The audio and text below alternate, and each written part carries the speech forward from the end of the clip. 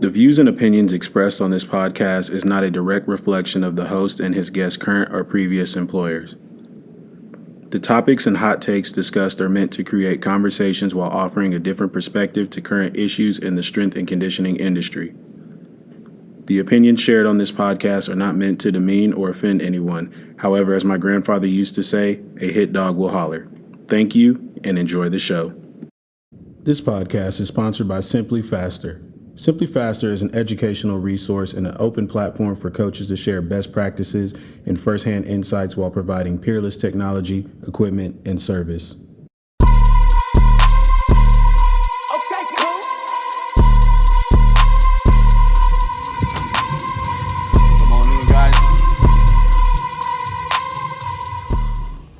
My name is Coach Cuellar. I'm the strength conditioning coordinator and offense coordinator here at San Benito High School, and this is what we call the factory. So let me go ahead and give you guys a tour real quick.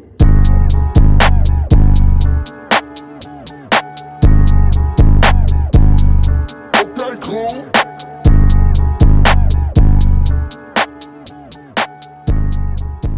Notice when you walk in here, there's a giant SB emblem. Okay, we definitely like to always preach to our kids to have a lot of pride in what we do. Okay, and there's no better way than showing that by displaying a giant SB in the middle. It's also on our floors of our platforms for every single rack. Powerlift did a great job with providing us a very, very outstanding setup. We have 40 power racks, okay, 20 double-sided racks. Each rack is equipped with the trap bar. It's equipped with the TRX.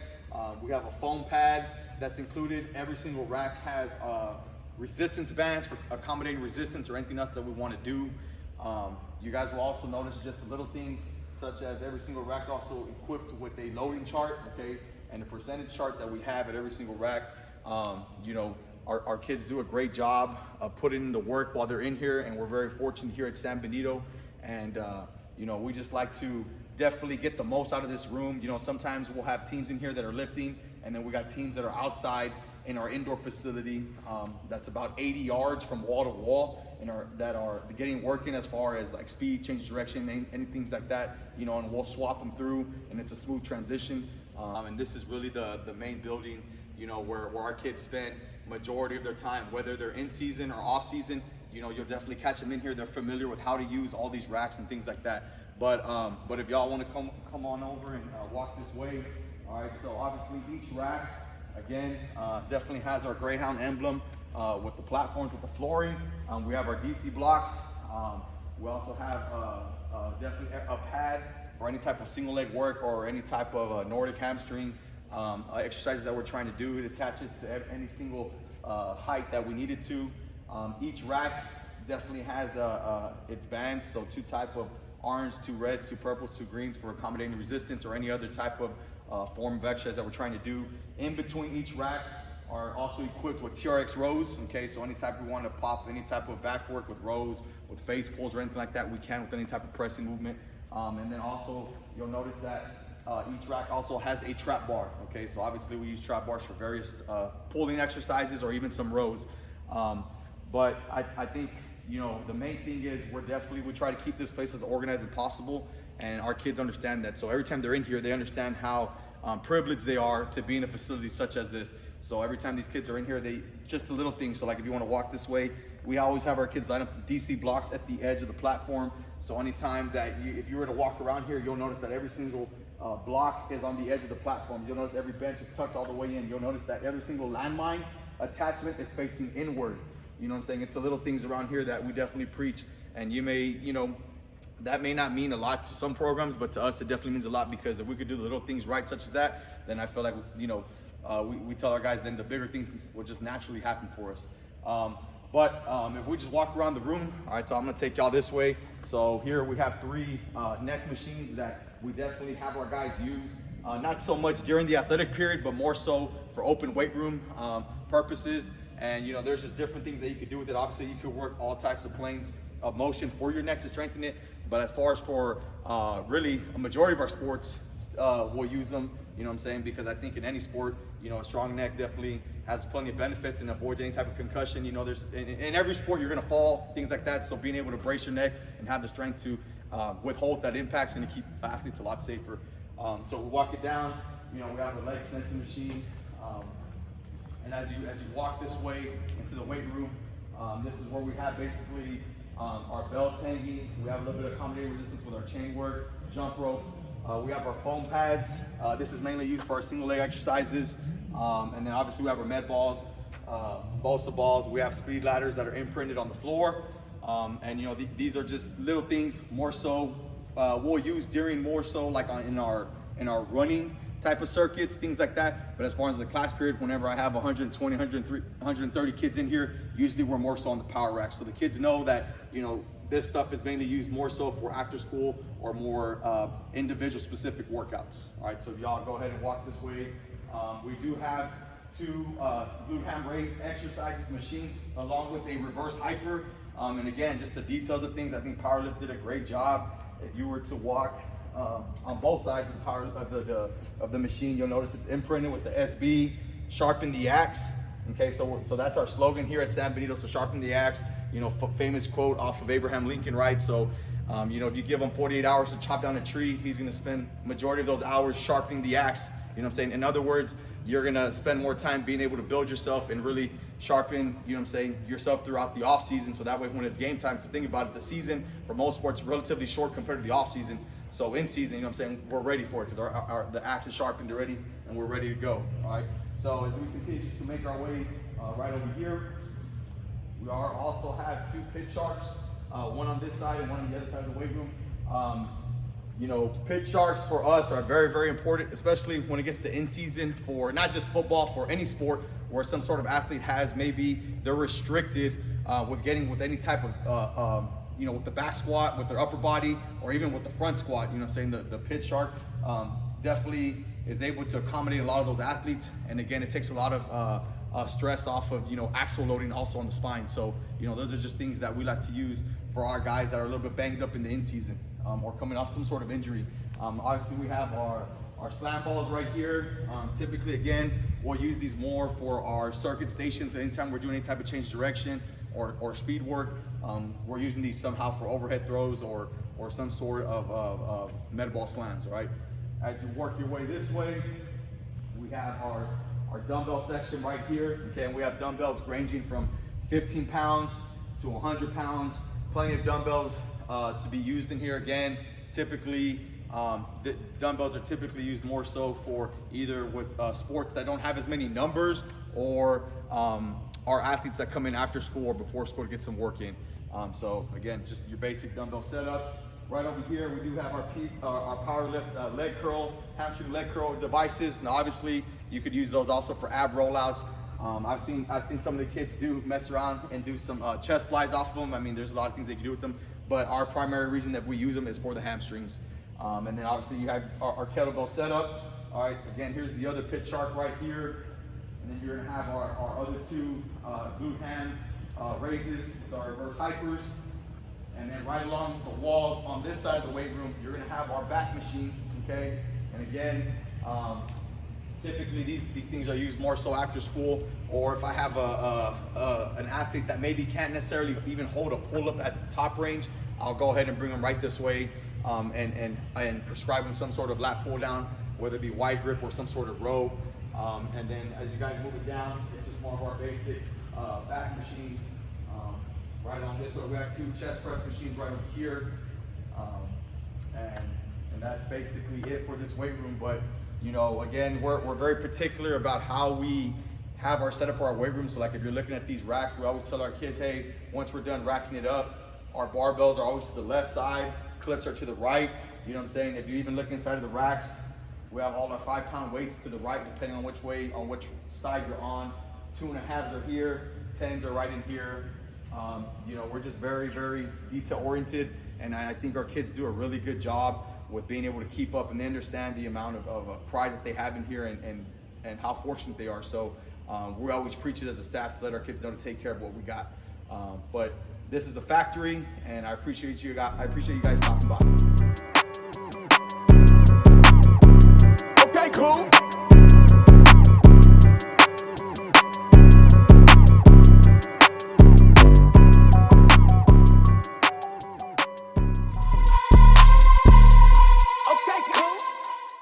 going on, everybody? Welcome to Season 1, Episode 5 of TheCrocShow. Today, I'm here with another special guest. This is somebody that, I met via social media, somebody I was able to meet in person last year at a state clinic here in Texas. And as always, I'm going to let this young man introduce himself and tell you any and all relevant information. Hey guys, how's it going? My name is Coach Cuellar, or Coach Cuellar. I'm a strength conditioning coordinator and offense coordinator here at San Benito High School in the Rio Grande Valley.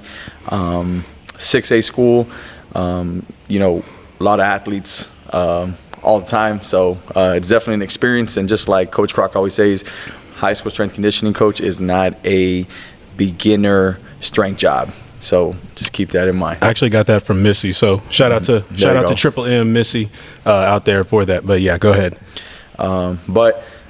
Just like Coach Croc was saying, I'm born and raised in the Rio Grande Valley. I'm originally from West Lico, Texas, which is about a 20-minute drive from San Benito. Always been here. Graduated high school 2012 at West Squeeze High School. I was a two-time state champion there for powerlifting, first team all-state offensive lineman. Played 2 seasons of football at the University of Mary Harding Baylor, and then I transferred over to Texas A&M Kingsville, where I finished off my career, got my bachelor's, got my master's, did an internship at UT. In the very beginning, I could tell you that I definitely wanted to be a collegiate strength coach, and at the time, I already had a family, so being a collegiate strength coach with a family, and trying to pursue, a big D1 job is pretty hard, and I'm sure you understand that, that. The way I ended up in high school strength conditioning was my defensive coordinator in college, David Brown. He was my DC. He ended up getting a head job down here in the Valley, called me up and said, hey, man, do you want to be the strength coach? And you could coach football. And so, I couldn't turn it down. Definitely it helps as far as like the income and the pay and just being closer to home. It was being closer to home. So to me, it was a win-win. So I ended up down here. And then a few years after that, I ended up here at San Benito for the last 5 years, and it's definitely been the biggest blessing for me, just in the aspect of my ability to grow as a coach and a person. And I know, that being under the mentorship of Coach Dan Gomez, our AD and head football coach, he's definitely allowed me to grow and push myself and to really challenge myself every single year as a coach and as a person. And I couldn't be more thankful for being able to coach here at San Benito High School. No, that's big time. And, I feel like a lot of high school strength coaches don't grow up and go to college to become a high school strength coach. I feel like it's something that happens organically, whether it's, hey, I didn't really know what I wanted to do post collegiate athletics or, after I finished school, or it's, like you said, I wanted to go to the college route and it didn't work out. I had a family and everything, but you obviously had a lasting impression on your coaches and everything where they were able to trust you to head a high school strength and conditioning program. And like you said, high school strength and conditioning is not an entry-level job. So those internships and the passion for strength and conditioning has allowed you to, work in this wonderful facility. And I think that, for anybody out there that wants to pursue the college route or the high school route, I say go for it, but just be mindful that, if you do the college route, you're going to have to make some sacrifices. You're probably going to travel a lot more. You're probably going to work on the weekends. You're definitely going to work during the holiday season. Whereas high school, it's kind of like, hey, spring break week, school's closed, we're closed, and don't get me wrong, we want to bring our teams in and train, but at the high school level, a lot of coaches aren't going to spend 2, 3, 4 hours a day during a Christmas break, during a Thanksgiving break, during, spring break, and, when school gets out at the end of May. So you're not working those 70, 80-hour weeks where you would at the collegiate level. And so one thing I want to say, and I got to be honest, right? So being from San Antonio, as you said, taking pride in being from the Valley, I'm biased. I used to think everything south of San Antonio was the Valley. And then I spent 2 years in Kingsville and realized, no, that's not true. And then now just driving down here, it's different. But just talk about and explain to people where the Valley is at and like you said, like what it means to be from the Valley. Because I will say that from what I've seen and heard people from this area very prideful from being here, right? You get people like, oh, I'm from here, I'm from there. Like, oh, you don't know me, you know, and the Valley is similar to that, where like, hey, I'm from the Valley. So explain to our listeners who may not be from Texas or, you know, across the country that are like, I know San Antonio, maybe, I know Houston, I know Dallas, maybe Austin, but like the Valley, like explain to our listeners what it means to where the Valley is at and what it means to be from the Valley. For sure. So basically the Valley, or the Rio Grande Valley, I should say, RGV, is about 3.5, maybe, depending how fast you're going, 3 hours, 3.5 hours south of San Antonio. It's right across the Mexican-American border. And it definitely sits at the very bottom of Texas, you know what I mean, right at the very, very bottom towards the tip.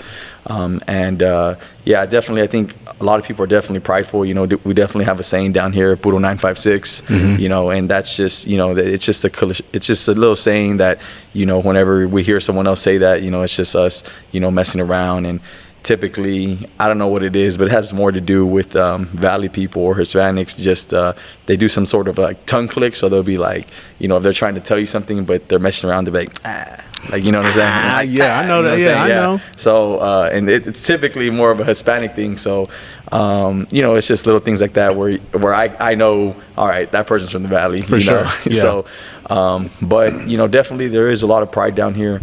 And I think it definitely just goes back to our roots and just our culture and understanding, you know, being, a different ethnicity, you know what I mean? Just you understanding that everything we get, you know, we got to work for, you know what I'm saying? So for sure, you know, there's definitely people down here that take a lot of pride in what they do and how they do it. And you know, it's definitely, I could tell you right now, as far as like coaches as well, you know, we also take a lot of pride in the way we develop our kids and our athletes. And, you know, yeah, we may not get the most talented kids, the most skillful kids, but what I always take pride in is being able to coach a kid that comes in and he could barely chew gum and walk at the same time, and he graduates 4 years later and was a stud, you know, in his sport for whatever reason, but because I took pride and I took the time to coach him. And I just didn't say, that guy's not going to be very good, whatever. I want to be able to coach our third string guys, our JV light athletes at the same intensity that I would coach a varsity athlete. No, for sure. I appreciate that, man. And, you know, I think that it kind of gives me the small town feel. And I think people that work in a small town or a, you know, one high school town, they understand that sense of pride and what it means, you know, purple and gold, San Benito.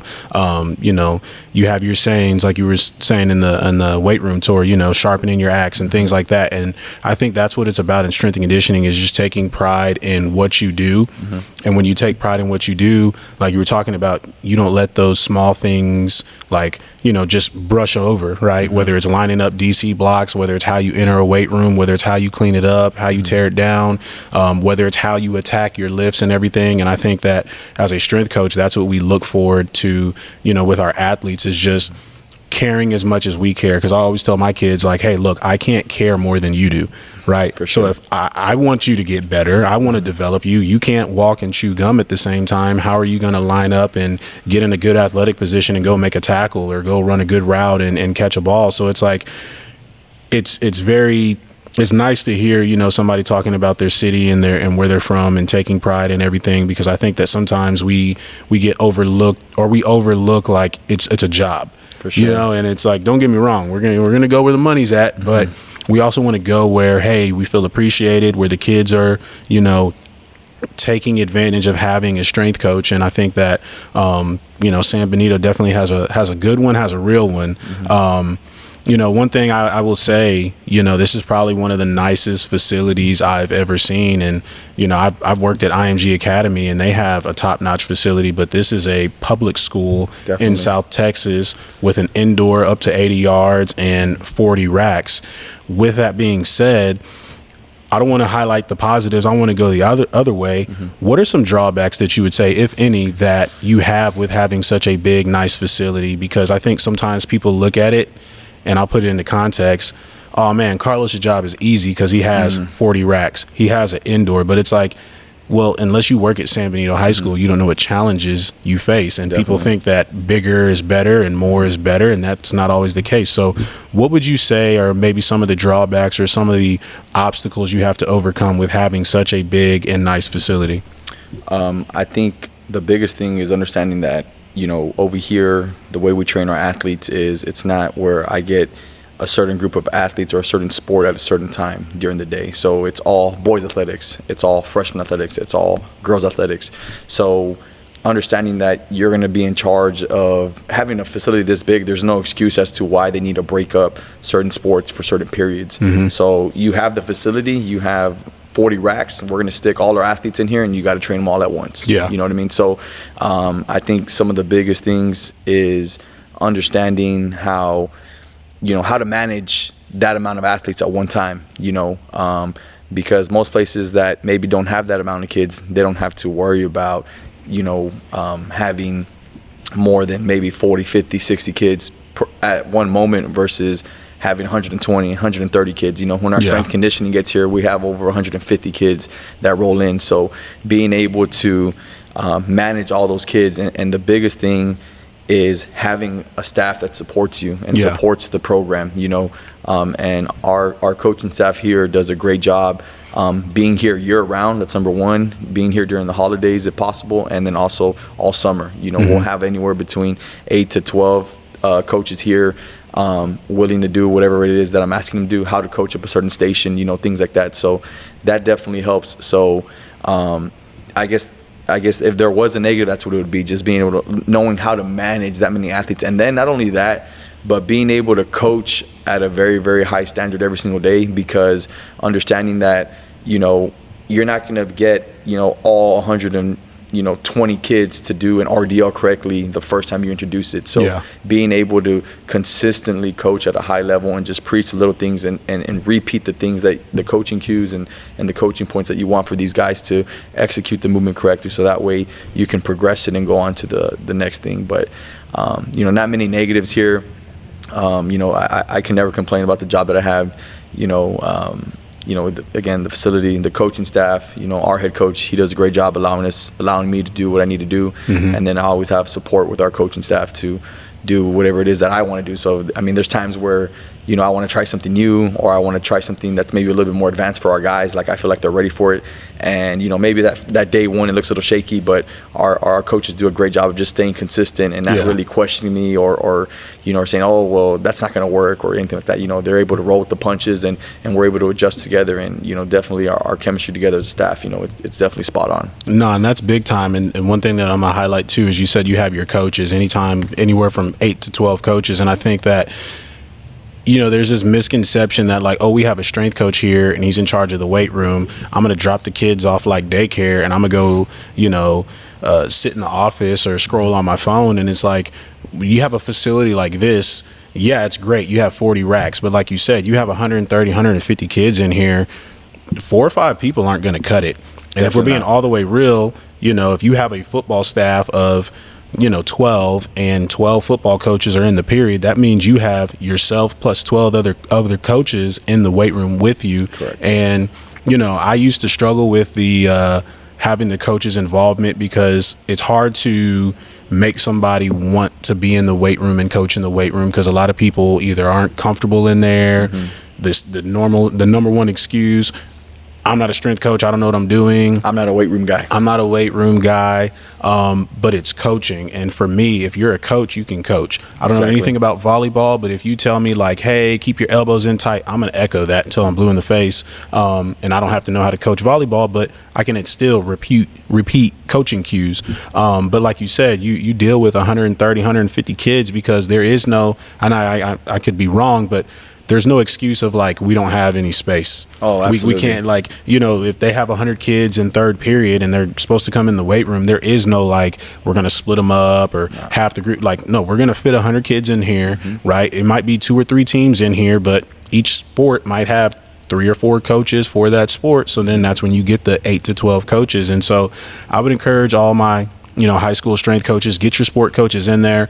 at the very least, you have more supervision in there. That's a CYA. You don't want to explain to your principal or the superintendent or your athletic director why, 2 coaches were supervising 60 kids, right? But then also, you learn a lot about the coaches that you're working with. And you can see their work ethic, because if you're in the weight room and you have 10 other coaches in there with you, and 5 of them are at the very least clapping, echoing coaching cues, helping change weight and things like that, and the other 5 are scrolling on their phone, hanging out in the corner, in and out of the weight room, then it's kind of like, cool, that's what you want to do, that's fine. But then if you come to me with any questions, comments, concerns, I'm going to treat you a little bit differently, because I can see your involvement or your lack thereof when it's time to work, when it's time to grind. And so I'm glad that you obviously have the support from your head coach, and you have the staff that you have, and you have to, definitely. Right? I mean, I think we're talking about high school athletes. Especially freshman boys, if you look in the opposite direction too long, they're going to be doing something that they shouldn't be doing. And so when you have those eyes and that presence in there, I think it definitely boosts your program. And so I'm glad that you have that support.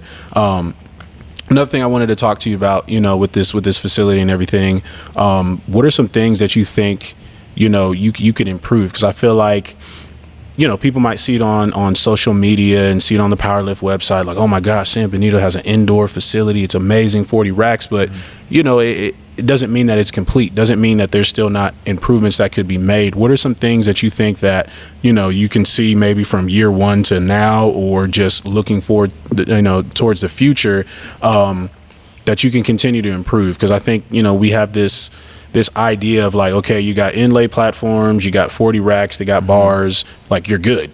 But that's not always the case. So what are some things that, with this great facility, you would like to either continue to do or grow, or maybe add to it? So I think now, kind of thinking back to your previous question, as far as what are some, not weaknesses, but some things that that I could probably do better, is being able to use more of the equipment, believe it or not, because we have so much stuff in here. And sometimes, you forget, you have blocks, you have, a pad that you can attach and do, rear foot elevated split squat, things like that. And, and sometimes the biggest, I think, or the hardest thing for me is I'm still trying to figure out a way where my guys that are a little bit more advanced as far as strength and power, I want to be able to start getting those guys to use accommodating resistance. Yeah. You know what I'm saying? But that doesn't mean the whole room, all 130 kids are ready to use accommodating resistance, Yeah. So those are things that I sometimes will come into conflict with, and trying to figure out, man, I really want to get these kids because they're ready for it. They're ready for accommodating resistance. But then you have some kids where, by the time, like for example, we have some freshmen in our athletic period class. So by the time they actually set up accommodating resistance and then actually get underneath the bar, like, hey, it's time to go, or we're already trying to move on to the next thing, So I would say that's probably something that I need to work on more, because I always want, majority of our kids to be able to do a lot of the same stuff. Correct. Obviously it's not always ideal, and I'm not saying that I have a cookie cutter approach, but I definitely want us to progress all together, as we're moving forward. So I would say that's probably something that I definitely need to improve on, or find a way to be efficient where I could get my top guys to use things such as accommodating resistance, or a certain type of exercise or lift. But I would say that's probably one of the toughest things. And so when you're utilizing this facility, how do you go about splitting racks? Because obviously you have, your racks closest to the indoor, you have your racks closest to the entrance, you have your middle racks. How do you go about splitting teams up, whether you have, the whole football team in here? That's probably easier, where you can say, hey, freshman's on the backside, or, my JV guys are on the backside, varsity on this side. But how do you go about organizing your workouts, as far as like, hey, we have, softball, volleyball, and boys basketball in here all at the same time, for example? How do you go about, organizing that? Because one thing, I'm pretty OCD in my weight room, similar to you, where like everything has a place, everything should look the same, be uniform. But one thing that I've done is I took the track hip numbers and I put them on the racks, and I numbered every rack. Gotcha. So then when the kids would come in, I would say like, hey, girls basketball, there's 9 of y'all are on racks 1 and 2. Gotcha. right? No more than 5 in a group. Volleyball, there's 20 of y'all, so you're going to be on racks 3 through 6, right? And then that leaves me 2 more racks, 7 and 8, and I might have, some injured kids, or I might have maybe some seniors who just want to come get a lift in. Okay, hey, my senior injured kids, y'all can use rack 7 or 8. So how do you go about organizing and keeping things uniform? Because again, it's such a big space. People can get lost in the shuffle. Coaches can get lost. But so how do you go about organizing and keeping your athletes where they need to be? Because one thing you don't want is, you have your varsity guys down here and your JV guys behind me, but we all know just because one's on varsity, one's on JV, they could be BFFs. Yeah. How do you keep that JV guy from messing with the varsity guy or vice versa? Yeah. So typically, like for example, with our football, I can tell you right now, down on this side behind me, we keep all the freshmen on this side, just because we want to keep those guys together. They're typically, again, has to go with more. They're typically around the same strength levels and things like that. But typically, what I do is I'll get each kid's total. Right. So we max out, on the basic 4 lifts, so power clean, back squat, bench press, and incline press. So I'll get those totals and basically combine them and then pair them up in groups of 3. Okay. And really, the way we do it is we'll get the kids, we'll finish running, whether we're in the indoor or in the field, we'll get them back in their stretch lines or their accountability lines. And then as they transition into the weight room, or before that in the locker room, they're posted as far as what groups they're in. Gotcha. So they understand, okay, I'm with this guy, you know what I'm saying? And then so that way when we're transitioning from the indoor to over here, they understand, like, okay, I'm with this guys. We don't really tell them like, hey, you need to be on this rack. But what the kids do a good job of is in the beginning of the off season, once they get on that rack, that is their rack. That's their remainder. Home. Yep. Go home. Yep, exactly. That is their rack for the remainder of the semester, all the way up to the summer. So that's typically how we do it. Now, when it's various sports in here, typically it just comes down to what I have them doing. So I'm sure, as you know, more so on the female side, every single sport, typically each group is probably at a different, how can I say this, a different training level. Yeah. So for example, like volleyball and basketball, they're pretty good about like using barbells. So I could do that with them, as opposed to like soccer. Yeah. You know what I'm saying? Those girls, I'm still kind of progress them into like goblet squats, for example. So they're going to be closer. I want them closer towards like the dumbbells. You know what I mean? More so, if I have, some athletes that are, or if I have a group of girls that, I'm going to have them be, something to do with kettlebells, then I'm going to make sure I have them right by the kettlebells or whatever the case may be. And I just communicate with the sport coach, hey coach, I'm going to want you by this section of the weight room. Typically, tops in here, we probably have at the most probably about 3 teams at one time. Yeah. So, and even then there's still racks that are empty, so it's never like an exact, it's never a big issue as far as when it comes to having those teams in here, like where coaches get lost or the kids get lost. Typically the coaches do a good job of managing their kid and saying, hey, you're on this rack, stay on this rack, we're on this side of the weight room, or whatever the case may be. So I wouldn't say I get too technical with that, but for sure that's typically how we allow the kids to kind of, I guess, have some sort of ownership when they come to choosing whatever rack they want. They don't know what groups they're in with the people that they're in, but just the rack they're going to. We tell them, hey, that's the rack you're staying with the rest of the semester, and that's typically how we roll with that. And I will say organization is key. I think that for any strength coach out there at any level, when you are on point, whether it's, hey, these are, group assignments, these are workouts based on training level, freshman is going to have probably a regression of what our varsity guys are doing, and rightfully so. You're talking about 14, 15-year-old kids versus 17, 18-year-old kids who have been in high school 2, 3, going on 4 years.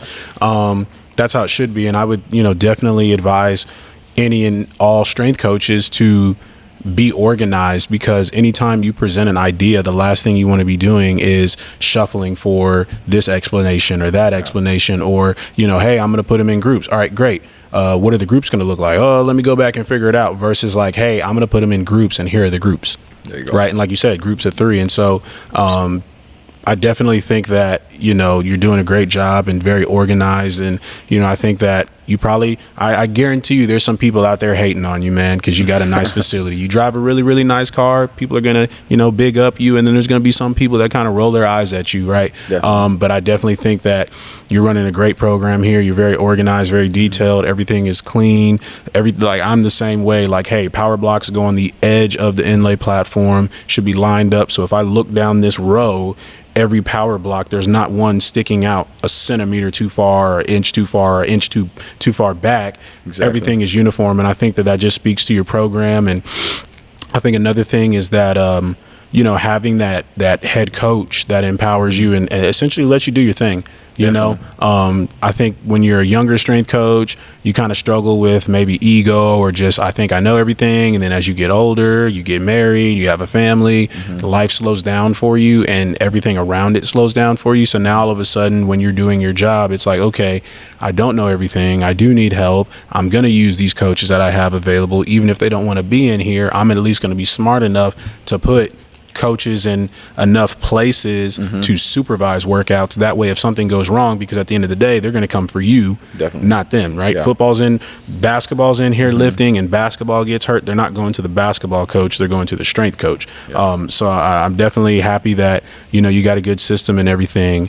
Got a scenario for you, right? Okay. So you got a sport coach. Sport coach comes up to you and they're like, hey, I saw this training, this drill on social media. I think it would be really beneficial for my athletes. Can we do it starting tomorrow? What's your approach to that? Because people don't know what they don't know. Absolutely. Right. And so you get on social media, you see good training, you see bad training, and some people treat it as the gospel. Right. But how do you treat the coach that their ideas and everything, whether it's, maybe it's like you talked about accommodating resistance and stuff, maybe it's great, hey, look, they were squatting with bands, can we do this? But how do you treat that situation and that coach when they come to you with something from the internet with no other validation or nothing else to support why they should or shouldn't be doing it? Yeah, so I think you brought up a really good point earlier. As far as it depends on who the sport coach is and what their work ethic looks like. Yeah. How invested are they in their program? How much are they around their kids? How much do they preach to their kids to work hard, to be focused, to be coachable, to be disciplined? How often, how often are they in the weight room? Yeah. You know what I mean? If I have a sport coach that comes up to me and let's say the sport coach has been allowed me to train, their athletes for 3, 4, 5 months, and they've been consistently hitting it 3 to 2 times a week, I'll definitely take that in consideration. I've learned a long time ago that it's kind of like you got to be able to give them what they want and then also, put in there what you want them to do. Yeah. In other words, you know what I'm saying? So, I guess an example I could give you would be, I had a sport coach one time that was really big into jump rope, and she, it was a head coach for volleyball. And this was early in the off season. This coach had a great relationship with her. She was very nice, very polite. She was the one that reached out to me, Yeah. So this was when I first, got here, and she reached out to me. She was real big into training her girls in the off season, things like that. And she just always told me, hey, I just need some direction, and she would have me overlook all her programs, give her feedback. So she was very open-minded. So, when it came down to like her wanting to implement more jump rope, we definitely did a lot more jump roping, you know what I mean? Because, that's someone that I know, hey, will the jump roping actually improve their ability to play volleyball more? I don't know. Yeah. But if she felt like that's what her team needed to do, and she's always around her team, she's always asking me for feedback, she's always asking or thinking of ways of how to improve her program through strength conditioning in the off season, hey, I'm not going to knock her. You know what I mean? I'm going to help her out. You know what I mean? But again, if it's someone that's never in the weight room and they see something on social media where, there's a, I don't know, I'm just saying softball, but the softball girl bouncing herself on a Bosa ball while she's catching, and you laugh. Yeah. So if it's a softball girl, catching, a tennis ball on one leg on a Bosa ball, and they're like, hey, coach, I think we should do this for balance. And, I'm kind of going to look, kind of the opposite way, or I might, listen to what they're telling me just out of respect. But I might explain to them, hey, coach, you know what? I think the girls need this because, they still can't hinge right. They still can't front squat. Let's try doing something on a stable surface first correctly before we move to an unstable surface. But, I mean, that's kind of the approach that I would take. And you said it like early on as a young strength coach, there was always coaches that tried to knock me, and they always thought that I didn't know what I was doing. They're going to try you when you're young. When you're a young strength coach, they're going to try you. Yeah, because, I would get somewhere, and let's say I went to a program where they really didn't have, they weren't very, I guess, weight room savvy. So like getting these girls in and just like I said in the beginning, I literally would have them do the same workout every single day. And it had to do with a squat, a hinge, a push, a pull, a carry, and a lunge. It was those 6, fundamental movements that I had them do, and, it's because there's no movement. I need to go turn that light on. Or somebody needs to move. Let me see. I got you. This is a first in my podcast. The lights turn out. Here we go. Maybe you walk around a little bit. Or there's a switch at the very end. You see that green light? Just turn on the top button. Just hit it. There you go. Dang. Sorry about that. It's all good.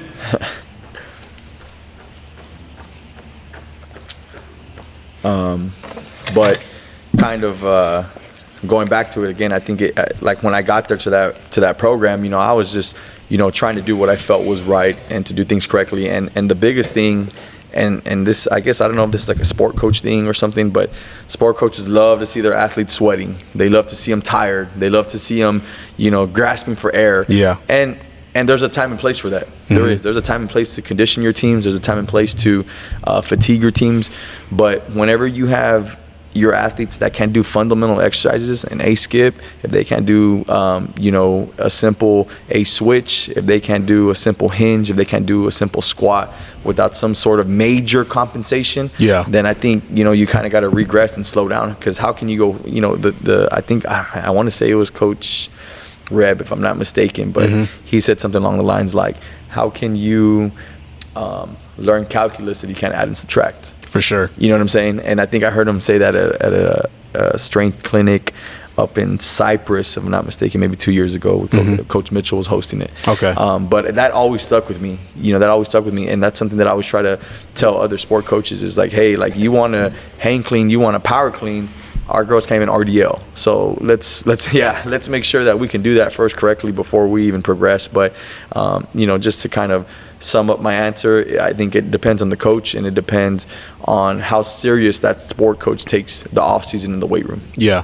Nah, and you way better than me, man. I think for me, I definitely, that's something I struggle with is outside suggestions. And by outside suggestions, I mean, like, if I'm going to seek strength and conditioning advice, it's going to be from a strength coach. Definitely. So when a sport coach comes to me, if it's something like jump ropes, and I'm actually a fan of jump ropes for like soft tissue, prep and everything. But like you said, like if a coach is invested in their team and they're putting in the work, then we can sit down and we can chat. If a coach is MIA, whether they're canceling lifts, they're never in the weight room, they don't even know what we're doing. Absolutely not. Like, get that out of my face, right? And that's something I struggle with because, again, you talk about ego, right? Especially when you're younger. And I think you hit the nail on the head in that, if I have this relationship with them and they think it's going to make them better, okay, cool. But like you said, we still want to master the foundational movements and everything because if our kids can't hinge, then they're not going to be able to clean. Absolutely. If our kids can't front squat, they're not going to be able to catch a clean, right? And there's just so many things, and that comes back to you knowing and doing what you do and understanding, hey, I'm trying to teach simple math, adding, subtracting. We'll get into multiplication later. We'll get into division later. But we're not just starting with calculus 1, day 1, maybe not even year 1. If we're being completely honest, I mean, there's freshmen that can go through a year of training and still be bad. And I think that sometimes we get lost, and I don't think, well, you may, but at the bigger programs like the 6A, you probably aren't bringing up freshmen and sophomore to play varsity. At your smaller schools, 4As, 3As, you might have a freshman that is on varsity. And just because they can play DB for you as a freshman doesn't mean they can hinge, doesn't mean they can press properly, right? And so I think it's great that as a strength coach, we understand movement patterns, we understand exercise progressions, we understand exercise regressions. Sport coaches, they just kind of just see the finish line and that's it. But there's so much that goes into it. And so I think that's a great answer. Obviously, your relationship with the coaches, and I think everybody I've talked to has kind of mentioned building a relationship with the sport coach and everything. And that's important. That's definitely important. And I also think that as a strength coach, especially when you're in charge of a lot of different programs, you have to realize that those coaches are trusting you with their program. And, you know, somebody, Coach Burke, back in the day when I was a GA, you know, I used to get upset because I'd be like, man, how come these sport coaches don't care about strength and conditioning? Like, it's going to prevent injuries. It's going to make them bigger, stronger, faster. They're going to be better athletes for it. And he was like, well, strength and conditioning is like the lighting in a movie. Right? Nobody notices or gives credit to the lighting in a movie. They just watch the movie and say, oh, man, that was a great film. Until it's black and white. Until it's black and white, or the lighting is poor, no pun intended, right? Or there's no lights. And so, see? Yeah, see? You're getting it now. Yeah, 956 coming out in here. 956. So yeah, I think that, you know, we understand the importance, we understand the ins and outs, but the sport coach may not. And they're more so focused about, like, what can I do to win? And so when they see those trendy things on social media and they come to you and say, hey, coach, we want to do Bosu ball squats. And you're like, hey, we struggle with regular squats. Yeah. Let's master a body weight squat into a goblet squat, into a hands-free or zombie front squat, into a front squat, and then let's progress from there. And then what happens is you realize you progress for so long that now it's middle of April. Dang, coach, we can't get to those Bosu squats like you wanted. It's not necessary now. You know, school's almost over, right? And so you kind of build that in. And so I think definitely for all my coaches out there, man, and I will say I will be the first to tell you, when coaches come to you with those suggestions, don't take it personal. It's not necessarily like, hey, you know, Carlos, I don't think you know what you're doing. We should be doing this. It's more of like, I don't know what I don't know. And I look at a successful program and they're doing these things and they're successful and they do these things. And if it works for them, it probably worked for us. Yeah. So can we try it? But then, like you said, there does have to be a certain level of, well, coach, you're never in here, so how do you know that we're not getting those same movements in from the Bosu back squat by, you know, the things that we're doing, right? Or how do you even know what your kids are even doing? Exactly. You know what I mean? Or even capable of. Yeah. And like you said, it's important to know the coach and have that relationship, because their focus is trying to put the best team out there. And if they feel like jump roping is going to make them the best team, then by all means. And another thing I want to touch on too, that people need to understand, you can have a great strength program and still have a bad team. Oh, absolutely. I mean, or vice versa. Yeah, you know what I mean? And just real quick before we move on to that, one thing I do want to say is one of the most frustrating things, and I guess I could give this advice to young strength coaches, is early on when I had coaches, you know, question what I was doing or, you know, things like that. It definitely makes you start to question yourself. Yeah. Because they're all doing it, you know what I mean? Whenever it's like a group of sport coaches that are, you know, telling you don't know what you're doing, or that's not what our girls need, this is what our girls need, or this is what our athletes need. And so after a while, you kind of start listening to what they're telling you. And one thing that I had to learn to do is ignore that. Ignore that, because you do know what you're doing. You do know. You're in there for that reason. You have that position. You have that title for a reason. You have the certification for a reason. You did an internship. You know, if you didn't know what you're doing, then you wouldn't be in that position. You know? So to young strength coaches, you know, take it on the chin. Don't take it personal, like you were saying, but just continue to believe in what you know and continue to coach it hard, because, you know, I think high school athletes definitely can see when a coach either knows what he's talking about and when he doesn't. You know, whether he can coach or he can't. So if you're in here giving clear instructions, good coaching points, you're saying it loud, you're saying it with pride, you're saying it with some sort of tenacity. Conviction. Exactly. The biggest thing is conviction, you know. And you have a charisma about you when you're in here, the kids are going to buy into that, and they're going to know, oh crap, hey, this guy knows what he's talking about, you know. So if I'm RDLing, I want to make sure I keep my shoulders back, my hips back, bar stays tight, right thigh down, you know, all that stuff. So if you're a young strength coach getting in the game, you know, don't take it personal. continue to do what you're doing and just hammer away. And you know, it's funny that you say that. I actually got triggered a couple weeks ago. Had a coach was like, "Hey, man, we need to do more upper body because, you know, I feel like our upper body isn't strong enough." And I was good. Then he went to the whiteboard and started writing out exercises that they should be doing. And man, I didn't lose it, but it was like, hey man, I'm a chef, not a cook. Yeah. You need upper body, I got you. But like, don't be going over there. And it was like bench press, dumbbell flies, incline, chin ups. And I'm just sitting here and I'm like, all of those are great exercises for developing upper body strength. But like you said, let's learn how to add and subtract, right? I'm not a huge bench press guy. I don't really bench press my athletes because I'd rather do like a one arm, you know, dumbbell bench, or I'd rather just go old school and do like push-ups with a plate on your back, or renegade rows. We've been hammering those these past couple of months. So it's like, I got triggered. You know, I got triggered because it, like you said, you got to take it on the chin. And like I said, it's like, hey, don't get defensive or take it the wrong way. It's like, hey, they only know what they know. So in their mind, to develop upper body strength is the bench press and the chin ups. And I'm like, I'm all for that.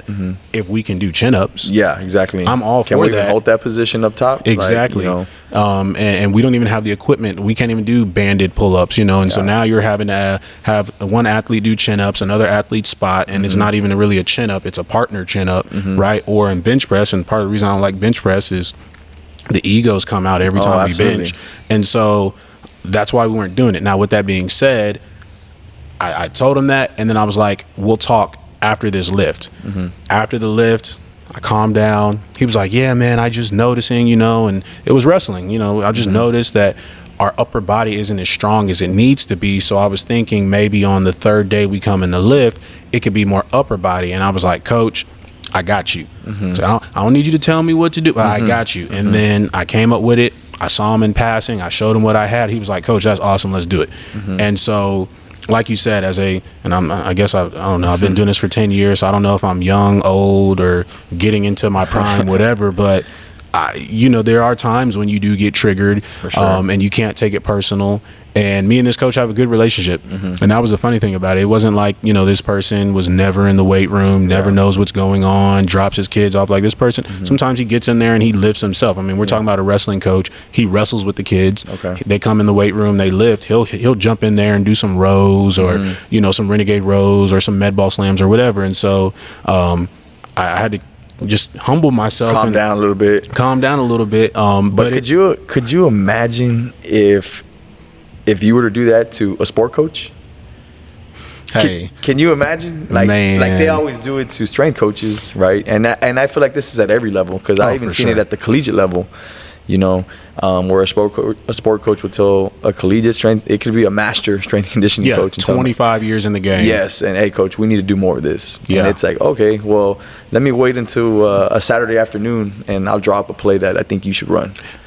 You know, can you? They don't want to hear that. Exactly. You know, and it works both ways. Now, people will be like, no, you know, it's a sport. You're in the weight room. It's like, no, you don't tell someone else how to do their job. Like, they're in that position for a reason. You know what I mean? So, and going back to like what you're saying about your head coach and your AD and everybody supporting you, it's like that's also important too as a strength coach, is getting that blessing, getting that endorsement.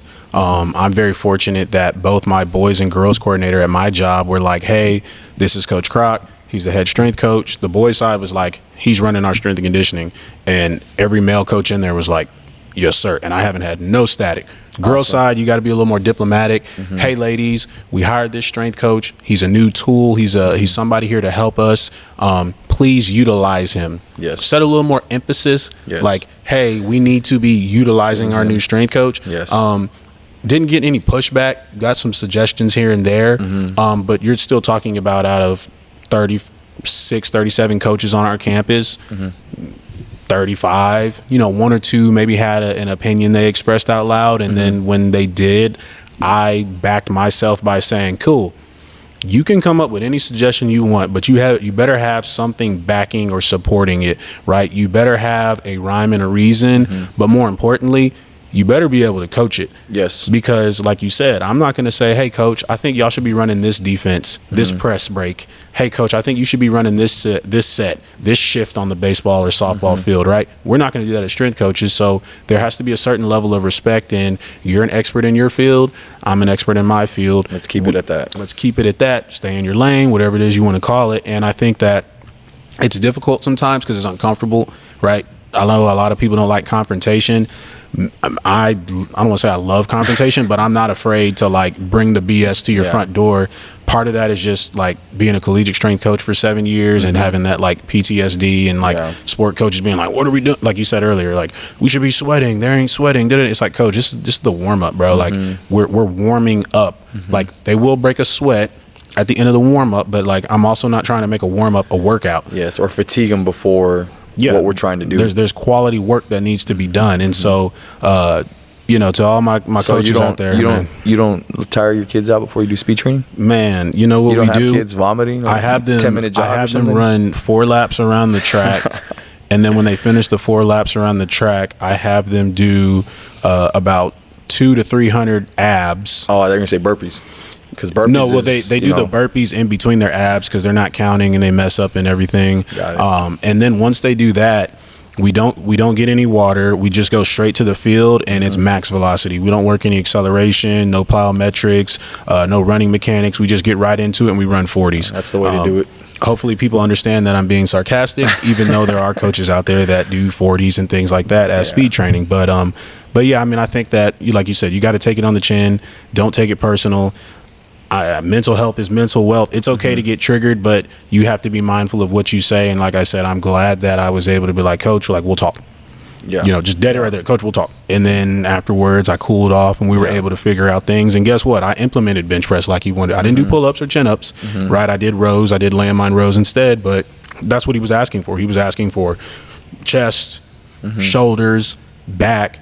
And then you also got to remember too, me and you speak a different language than a volleyball coach, a softball coach, or a wrestling coach. So when they're asking for things and they're giving you specific exercises, they're not going to tell you, hey, we need to work more delts. We need to work more shoulders. They're going to say, we need to work more upper body because we struggle with, grappling and being able to grab people. And it's like, okay, well, pressing may not be the key. Maybe it's more pulling. Yeah. You know what I'm saying? We know that, but a sport coach may not. And so I think that, it's okay to be triggered, but just be mindful and just understand that, like, hey, this coach only knows what he knows or she knows. You got to meet them at their level. Right. And I tell people sometimes too, you got to flex your strength coach brain. Right. There's been times when I've had coaches like make those suggestions or what are we doing? Why are we doing this football workout? And it's like, that's a classic. We're doing front squat, hang cleans, half kneeling, dumbbell shoulder press, landmine rows, and then we have counter movement jumps for our superset. We have overhead med ball slams for our superset. We have shin boxes and we have face pulls. And you're telling me we're doing a football workout. And like you said, I do the same thing. We're going to squat, hinge, push, pull. And then my fifth one is triple extension. Gotcha. Sometimes your triple extension is your hinge because you're doing clean pulls or whatever. But nonetheless, it's like, hey, we're going to get you where we need to get them. But like, there's a process to it and they don't understand the process. And so the number one thing I always let all sport coaches know, and just because I'll have sport coaches message me all the time, on Twitter, Facebook, whatever, friends that are coaches, and when they ask me for advice on a workout or a warm-up, I'll tell them, hey, this is what we do, and going back to what you just said, oh, that looks like a football workout. And I tell them, no, this is actually an athlete workout. This is what athletes need to be able to do. So I always tell, because we train, when I was training girls athletics, for example, like around this time, all sports are finishing up. So it's just everyone all together. And I make it very clear. I go, girls, this is, you don't use different muscles to push, pull, to cut, to jump, to to plant and redirect. It's all the same muscle groups. You know what I mean? So you need to understand that what we're doing here, regardless if you're a male or a female, you got to be really good at them. So that way, one, you stay safe, and two, you're able to improve at hopefully whatever sport that you're playing. Exactly. And and going back to kind of what you said earlier, you could have a hell of a strength program and your team still not be good. I think a lot of people try to correlate obviously, oh, well, that program's really good, so what are they doing? And yes, there is some correlation, and you might get, a few gems from what they're doing, but it's like what I tell our kids every single day, especially our football kids, is if you go across the state of Texas in the weight room right now, everyone's doing some sort of I don't know, I know you're a little bit different, but but everyone's doing some sort of clean variation. Everyone's doing some sort of squat variations. Everyone's doing some sort of press variations. Everyone's doing speed drills. Everyone's doing change direction. Yeah. What separates a good program from a bad program is to what standard are you doing it? Yeah. You know what I'm saying? Are you as a coaching staff and as a strength coach allowing guys to slack? Are you allowing them, and obviously you play ball and you've been, a football strength and conditioning coach at the collegiate level. So, like little things, coaches are real big on, hey, start behind the white line, start behind the line, and it's things like that I think I'm a huge believer that make a huge difference. Yeah. Because, if I can't run down there and touch with my right hand, and do this and do that, it's kind of like you just said, like, how can I trust you on a Friday night in front of a sold out crowd, when it's 4th and 1 on the line and you kind of line in a 4-eye, and you can't take the B gap. Instead, you're too tired or whatever, and you're lining up as a 4 and getting stood up and blown back, So, it's things like that, I definitely always preach to our kids. It's always about the standard that you're doing it at, because everyone's doing something very similar. Everyone's doing similar ball drills. Everyone's doing similar sport-specific drills, in the weight room, summer strength conditioning, all this stuff, in the off season. But it's all about to what standard are you doing it? And the biggest thing that I always tell kids is it's not about consistency, because I could be consistently bad at something. Yeah. I could show up every single day to athletics and go through the motions. I'm consistent. I'm here. Exactly. So what I tell kids, it's all about being persistent. Yeah. So persistent, the difference is I show up even when I don't want to show up. I give it my all even when I'm tired, even when I'm sore, even when coach is getting mad at me or coaching me up or giving me instruction. I look them in the eyes and I'm able to take it and fix whatever mistakes I'm making. So, I always tell our kids, be persistent. Don't be consistent. Consistent is just doing the same thing. It could be good or bad. Persistent, on the other hand, is more having to do with grit, showing up even though you may not want to be here. Maybe you woke up a little bit sore. Maybe you wanted to snooze that alarm on your bed, but hey, you're here, so you might as well get better and make the most out of this workout. It's funny when you said like the small things. I think about it like this: like that small crack in your windshield may not seem like a big deal. We live in Texas. You get that small crack in January when it's cold, and then all of a sudden it's April and it's 85 degrees, and then it's June and it's 105 degrees. Now all of a sudden that small crack has become a big crack on the windshield. Yep. And like you said, like to your being persistent and having those standards and everything. Okay, that small crack, we're going to deal with that small crack today, right now, because that small crack is going to become a big crack.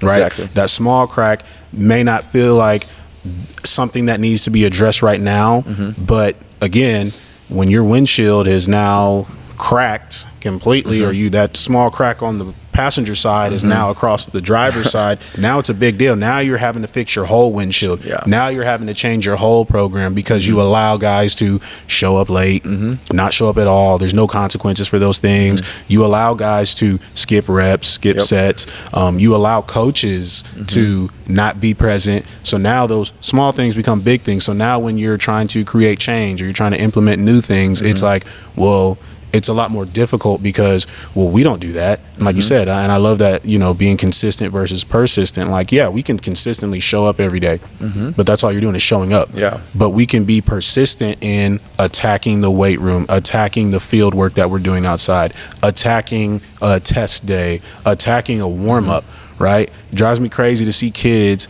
half-ass go through a warm-up, and then they get hurt during the speed work, and then you see them with their heel down, toe up, stretching out that hamstring, and it's like, bro, we just especially when I do my speed days, we'll spend 15 20 minutes. I was about to say that, a 10-minute thorough dynamic warm-up. You know what I mean? So to end the podcast, man, I normally have the guest ask me any questions or anything. So do you have any questions for me or anything? Or I think a question that I would have, because I think so first off, in your school, do you have a traditional or you have a block schedule? So so I'm very blessed. My first 2 years, we had a block schedule. So we had 5 periods a day. First and fifth period were 75-minute periods. Second, third, and fourth are 90-minute periods. We have 3 high schools in my district, and they're all on the same block, but they're able to move their athletic periods. So what we which I'm so thankful for. Our athletic periods are first, third, and fifth, with third period being JV varsity football and JV varsity basketball. So I get essentially 75 minutes with my football team. And then our basketball coach is amazing. He'll take his basketball kids out to the track. He'll run them on the track for 20, 25 minutes.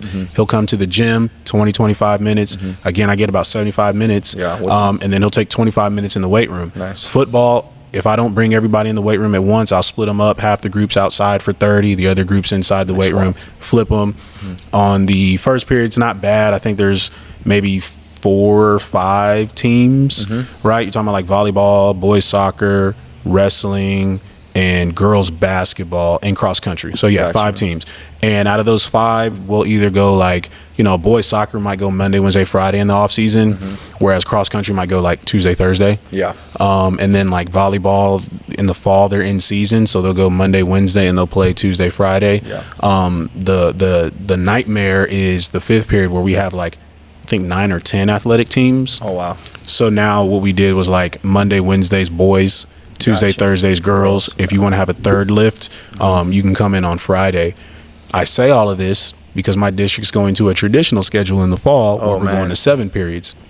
The benefits of that is, and every high school coach understands this, you get a kid, they come out trying to play whatever sport and they get cut. Well, we got to get you out of this period because like you're not on the team, but it's a lot difficult to change schedules in a 5 block than it is in a 7. So what they're doing in my district is they're matching the PE classes up with the athletic period. So they just transfer them over. Hey, you can't make the football team, the basketball team, soccer, whatever. Cool. We're just gonna move you to PE. And so now we're going from the 75 and 90-minute periods to I think 55-minute periods. But the blessing is I already have my kids trained where we get our work done in under 30 minutes. Our warm-up activations 3 minutes long, and then by the time I finish ranting and raving and explaining what we're doing, that's another 2 minutes. So then we train for about 22 to 26 minutes, just depending on what it is that we're doing.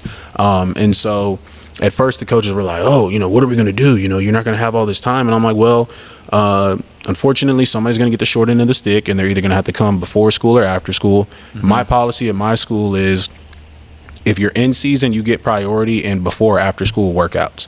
If you're in off season, you do your work during the period. We had pushback because sport coaches felt like if I'm not touching a ball every single day, I'm not getting better. But like you said with your workouts, I'm here to train and make better athletes. I'm training general athleticism, jumping, squatting, hinging, pushing, pulling. So that is skill training. Weightlifting is skill training, right? And so the first year it was kind of like, oh, well, we're in the weight room and then we're outside doing Coach Croc's workouts, but that only leaves me 3 days and 70 minutes to do my skill stuff. And it's like, I'm sorry if you can't in the 3 hours a week and your, sport specific training on top of my speed day on the first day / weights, and then change of direction / weights on the second day. If your athletes can't improve, like with all that, it sounded like a coaching problem to me, but my second year was a lot easier because I think that they could see their athletes develop and get better, so there was more trust. I get it. First year you're not undecided, but you're unsure of like, is this really working? I'm normally doing basketball Monday through Friday, and now they're telling me twice a week I can't do basketball, right? And so it'll be interesting to see this year going to the 7 periods, and it'll be nice too, though, because I won't have those 5 teams in first period athletics. I won't have those 10 teams. So in the 7 periods, maybe 4 or 5 periods will be athletic periods. And so now you're talking about, I think we have 16 sports divide, over 5 periods. I think it'll definitely look different, but the workouts and the standards and everything haven't changed because I'm doing it now. Like I said, the 5th period starts at 3:24 or 3:15. Dressed outside of the weight room to break at 3:25. That first group is done by 4. Oh wow. Then the second group comes in at 4. The bell rings at 4:35. That group is done by 4:30. So they're already conditioned to be in and out in 30 minutes. Now I will have the downfall will be I won't be able to lift and run them in the same day. So now it's going to come down to, okay, are you going to use your strength coach just to do strength training? right? So, I'll take boys soccer. Boys soccer will lift and run Monday, Wednesday, Friday, and then Tuesday, Thursday, they'll go to the soccer field and kick soccer balls around. Well, now we don't have enough time to do lifting and running. So now are you just going to say Monday, Wednesday is weights only, and then Tuesday, Thursday, Coach Croc, should we do speed on Tuesday or change a direction, or are you going to stick with the soccer skills? So I'll probably have to open up the weight room in the morning to teams that are Accommodate that. dedicated to it, because that's another thing. I got a family, I got a wife and kids. I'm not coming up to school for an 8 a.m. lift. School starts at 8:45. I'm not coming up to school at 8 a.m. for no open voluntary weight room. And you're not there. That's not you're finna be there. If I'm gonna be there at 8, you're gonna be there at 8. That's number one. Number two, if we're saying to the kids, hey, we need to lift and train, and we're going to come in on Mondays and Wednesdays at 8 a.m., then I'm expecting you to take roll and for your kids to be there. Yeah. If you got 30 kids in your program, I'm realistic. Some kids need accommodations as far as like mom and dad can't get me to school that early, or I catch the bus. Mom and dad are at work at 6 a.m. I catch the bus. Bus doesn't come pick me up till 8:15. Yeah. Cool. Let's make sure we know who those kids are. Yeah. So that way I know, okay, these 3 kids catch the bus and can't get here on time. So there better be 27 kids here ready to roll. Now, with that being said, it's crazy because when it's practice, it's all good. We don't need the bus. I'll find a way to get to school for practice. But when it's weights, Full attendance. yeah, when it's weights, all of a sudden I forgot my clothes. I couldn't get a ride, and so I've already kind of conditioned my kids to get good quality training in 30 minutes, including our warm up. So I don't really expect that to be a challenge. Like I said, the key is going to be we do prioritize our speed work, our flying tins, our grid, change of direction. So now it's going to come down to the coaches saying, okay, Coach Croc's going to lift him and train him like he does. What am I going to do in my personal time? Am I going to try to get both in, maybe do some flying tins and then kick soccer balls around? Or am I just going to say, screw it, we need more skills training and we're just going to kick soccer balls around, or, shoot hoops or whatever. So one thing that is pretty interesting, and I think it's a positive, is your kids know, hey, because obviously kids are in sports for that sport. They're not in sports to be in the weight room, right? Yeah. So it's like pulling teeth. I'm here to play football, coach. I'm not here to lift no weights. Yeah, exactly. So I think what's interesting is, or like I said, it's positive, is those kids know, hey, I'm not going to be in the weight room very long. Like, so if I just get in and I give everything I got, it's in and out, and I'm on to my sport. You know what I'm saying? I tell my kids, we trying to get in and out, no burger. Yeah. And they look at me like, what are you talking about? I don't even like in and out. And I'm like, hey, we're in and out. It's strictly business, right? But yeah, any other questions for me, man? Is that it? Nah, man, that's it. I appreciate you having me on. And yes, again, sir. Like I told you before we can start, this is my first podcast, so hey, I hope it was a good one for you. No, it was great, man. I appreciate your time. We'll be speaking at the NatCon in June. Is it June? Yeah, it's June. Man, every month, when you have a new baby, every month and every day feels like Monday. For sure. But yeah, we'll be speaking at NatCon. I'm excited to see you present, man. Saw you speak last year at the state clinic we had here in Texas. And so, Coach, I appreciate you coming on. Yes, and sir. Everybody listening, like and subscribe. Shout out to the 956, and hope you enjoyed the episode.